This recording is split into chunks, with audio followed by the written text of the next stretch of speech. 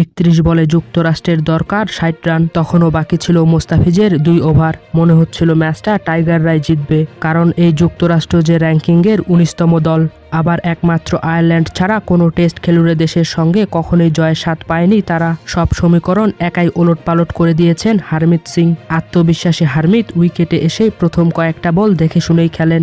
তবে সেখানে দেশসেরা পেসার মুস্তাফিজকে দেখে শুনে খেলার কথা। তার ওভারেই টানা 2 ছক্কা মেরে একাই যেন উল্টে দিলেন পাশার দান। ইনিংসের ওই ওভারে মুস্তাফিজ খরচ করেন 17 রান, যার মধ্যে 13 রানই আসে হারমিতের ব্যাট থেকে। পরের ওভারে বোলিংয়ে আসা শরীফুলকেও একটি ছক্কা আরেকটি 4 মারেন হারমিত। তবুও শেষ 2 ওভারে দরকার ছিল 24 রান। সেটাও ক্যারি অ্যান্ডারসনকে নিয়ে বেশ সাবলীলভাবে সামাল দিয়েছেন ভারতের হয়ে 2টি অনূর্ধ্ব-19 বিশ্বকাপ খেলা এই অলরাউন্ডার। শেষ ওভারে মোহাম্মদুল্লাহকে এক্সট্রা কভারের উপর থেকে 4 মেরে 3 বল আগেই যুক্তরাষ্ট্রকে ম্যাচ জেতান তিনি। চলতি বছরের এপ্রিলে যুক্তরাষ্ট্রের হয়ে টি-20 ক্রিকেটে অভিষেক ঘটেছে হারমিতের। মূলত বোলিং অলরাউন্ডার হিসেবে খেলা হারমিত এখন পর্যন্ত যুক্তরাষ্ট্রের হয়ে উইকেট নিয়েছেন 6টি। বিশ্বকাপেও এই খেলোয়াড়ের কাছ থেকে দারুণ কিছু আশা করতে পারে আমেরিকা, কারণ সেই ম্যাচে 4 ওভারে মাত্র 27 রান খরচ করেছেন এই বাঁহাতি। আর তার ব্যাটিং প্রদর্শনী তো বাংলাদেশের ক্রিকেটাররা ভুলতে পারবে না কোনোদিনও। সেদিন অর্জন করে নিয়েছেন ম্যান অব দ্য ম্যাচের পুরস্কারও।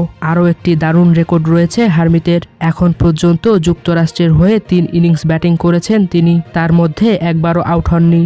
2013 এর আইপিএলে রাজস্থানের হয়ে খেলা এই ক্রিকেটার এই 3 ইনিংসে তার রান যথাক্রমে 34, 14 ও 33। তাই বলা চলে যুক্তরাষ্ট্রের হয়ে মাত্র 5 ম্যাচ খেললেও অভিজ্ঞতায় যেন টইটম্বুর মুম্বাইয়ে জন্ম নেওয়া হারমিত সিং। ভিডিওটি ভালো লাগলে লাইক ও শেয়ার করুন এবং অবশ্যই আমাদের চ্যানেলটি সাবস্ক্রাইব করুন।